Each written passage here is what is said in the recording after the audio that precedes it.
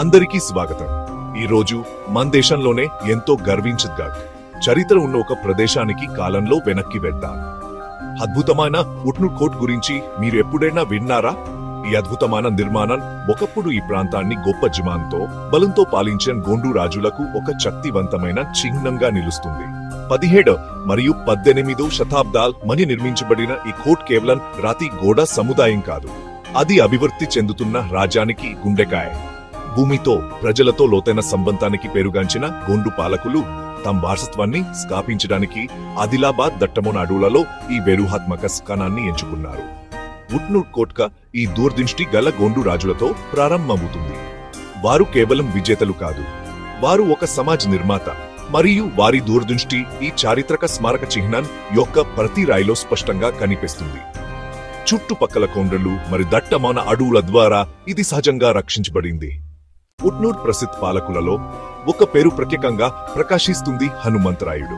అతను అపారమైన ధైర్యం మరియు దూరదృష్టి కలిగిన రాజు, మరియు అతని నాయకత్వంలోనే ఉట్నూర్ తన కీర్తి శిఖరాగ్రానికి చేరుకుంది. హనుమంతరాయుడు ఒక ధైర్యమైన కలను కలిగి ఉన్నాడు. ఉట్నూర్ను పూర్తిగా స్వతంత్ర రాజ్యంగా స్థాపించడం, బల్లార్షా ప్రభావం నుండి విజయవంతంగా బయటపడటం అతని గొప్ప విజయం. ఉట్నూర్ను స్వతంత్ర రాష్ట్రంగా ప్రకటించడం. అతను ప్రజల నిజమైన రాజు. తన రాజ్యానికి వెన్నెముకగా ఉన్న రైతు సంక్షేమం పట్ల తన ఆందోళన కలిగి ఉన్నాడు. అతని అత్యంత ప్రసిద్ధ కార్యక్రమాలలో ఒకటి ప్రతి విత్తన కాలం ప్రారంభంలో రైతులకు ఉచిత విత్తనాలు పంపిణీ చేయడం. అతను తన రాజ్యం అంతా బావులు మరియు నీళ్లు నిర్మించడానికి ఒక భారీ ప్రాజెక్టును ప్రారంభించాడు. ఈ చాకులు వాటిలో చాలా వరకు ఈ రోజు కూడా చూడొచ్చు.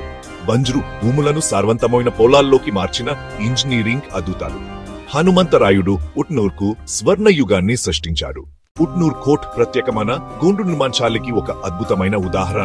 ఇది గొప్పది మరియు ఆచరణాత్మకమైనది. కోట్ సముదాయంలో రాజ కుటుంబం నివసించిన అద్భుతమైన రాజభవనాలు ఉన్నాయి.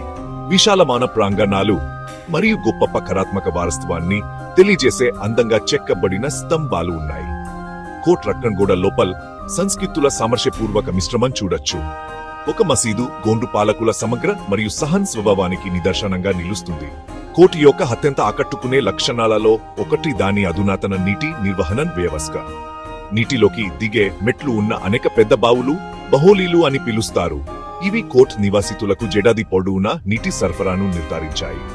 ఈ బావులు సముదాయం అంతా వ్యూహాత్మకంగా ఉంచబడ్డాయి, అందరికీ నీరు సులభంగా అందుబాటులో ఉండేలా చేశాయి. ఉట్నూర్ కోట్ యొక్క మొత్తం నిర్మాణ శైలి ప్రత్యేకంగా గోండు రక్షణ గోడలు దట్టంగా మరియు ఆకట్టుకునే విధంగా ఉన్నాయి. అయినప్పటికీ ఈ శక్తివంతమైన గోడ లోపల డిజైన్ ఆశ్చర్యకరంగా బహిరంగ ప్రదేశాలు, విశాలమైన హాంలు మరియు కలిట్టమైన అలంకార అంశాలతో బలం మరియు అందం యొక్క ఈ ప్రత్యేక కలికే ఉట్నూర్ కోటను ఒక నిర్మాణ అద్భుతంగా మన వారసత్వం యొక్క విలువైన రత్నంగా చేస్తుంది.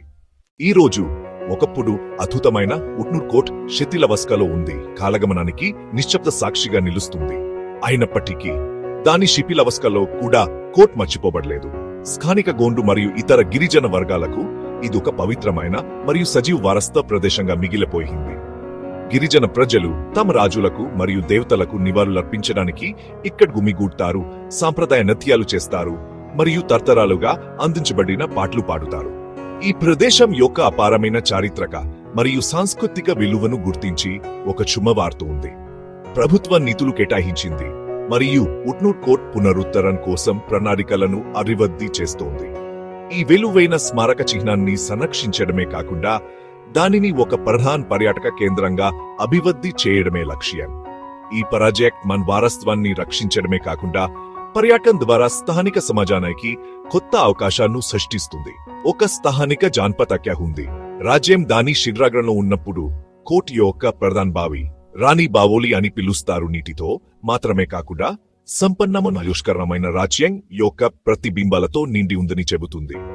ఈ రోజు దాని పునరుద్ధరణ కోసం మనం ఎదురు చూస్తున్నప్పుడు ఉట్నూర్ కోట్ మరోసారి మన గొప్ప వారసత్వం యొక్క గర్వం మరియు కీర్తిని ప్రతిబింబిస్తుందని మనం ఆశిస్తున్నాము.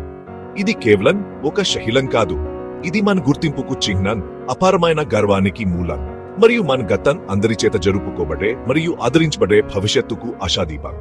ఈ అద్భుతమైన కోట్ మళ్ళీ నిలబట్టం చూడటానికి మనమందరం ఎదురు చూద్దాం.